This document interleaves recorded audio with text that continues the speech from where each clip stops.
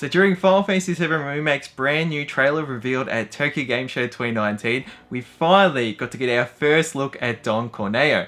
Previously in trailers, we'd seen Don Corneo's monster in the sewer, but we've actually finally got to see him in the flesh, and he looks somewhat very faithful both in looks and nature to how we could have expected or hoped he would be in the remake. Now in this trailer, we didn't just get to see Don Corneo, but we also got to see Aerith dress up in that scene with Don Corneo. Gosh, she looks beautiful. I swear that scene where you see Cloud looking at her, you can almost imagine him gulping. It looks like a really cool scene there. And we also got to learn more about the love triangle. So when I say learn more, it was more so just in the cutscene we got to see between Aerith and Tifa. It was interesting sort of seeing their take on when they both held arms with Cloud. You can see Aerith with this confident, very fun, outgoing nature. And you can see Tifa, one who's got quite of a nervous and more of an introverted nature. They're grabbing onto him with that more of the caring atmosphere. So it'd be cool to see how they incorporate this love triangle into the actual game in terms of whether there will be stuff with the date mechanics or whether it will all be a predestined sort of single outcome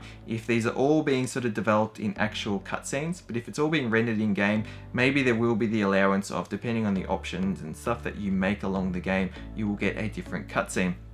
And that will then lead on to things that will happen in the Gold Saucer. But because this is really just focusing on Midgar, maybe that stuff will all be changed around because the Gold Saucer is something that comes out later on. So again, we don't know how things will transfer across games, so the decisions you make in this game, how will that transfer to the next? If you're just going straight into the second game, what scenes will you get? So I feel like this is going to be more incorporated as a core story element, something I think is really cool. And then we also got to see some of the men from the hot tub and Jim from the Honeybee Inn, and it was cool because they actually brought back this squatting minigame, and it's not just a single squat sort of thing going on now, it actually looks like a proper minigame with Cloud and one of the gym members. And then we also got to see a chin-up pull-up sort of minigame between Tifa and one of the guys. So it'll be interesting to see what's going on there. One important thing to note is the actual part where they've got Tifa and one of the gym members doing the pull-ups. It's actually daylight coming into the door on the side, and previously this stuff was all taking place during nighttime. So it'll be interesting to sort of explore that part of Midgar and Seventh Heaven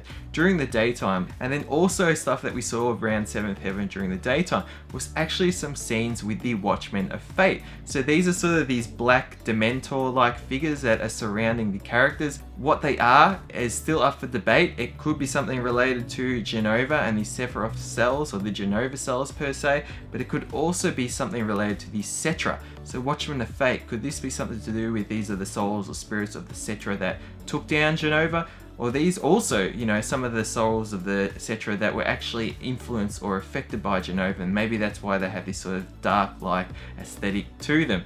So what's going on here, one, at least that we can see from this new trailer, is that compared to the previous trailer where it appeared Aerith initially was the only one who saw them and seemed to be at least somewhat aware of them, and then when she grabbed Cloud, Cloud could see them. Now maybe Cloud did see them previously, but it was sort of just when he grabbed her, maybe he sensed their fear and he was able to pick up on a lot more things. But we saw Jessie, Biggs, Wedge, all of them being aware of these Watchmen of Fate, and there were a lot of them. So these are obviously actual entities that everyone can see, or at least those that were in that scene.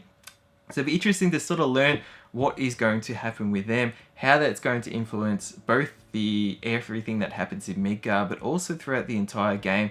Will we be able to go off into sort of new parts of this story where it fleshes out sort of, you know, everything going on with the Watchmen of Fate, whether it ties into Genova or not? I strongly think that the Watchmen of Fate will have a very strong presence throughout the entire Final Fantasy VII Remake, and not just be something that's sort of contained within this first part sort of directly.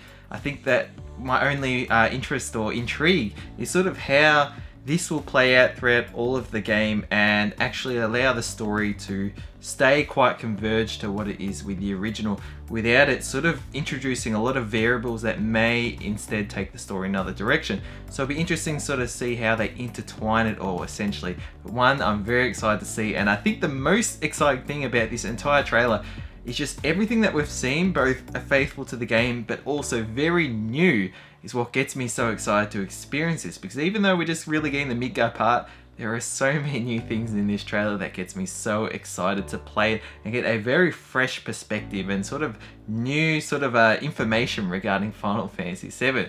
So I'll leave it at that. Let me know your thoughts below. How excited are you to learn about Don Corneo?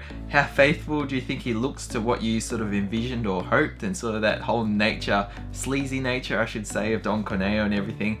I think there is so much to really sort of see still with that area, especially, you know, the cloud cross-dressing scene, some of the more controversial parts of that whole part of the game. But I think it's something that very much excites me to sort of see, and I think whatever decisions they make, they will be somewhat relevant to sort of things of today, and in ways that will at least have good nods or references to the original if they do need to change it in any ways possible.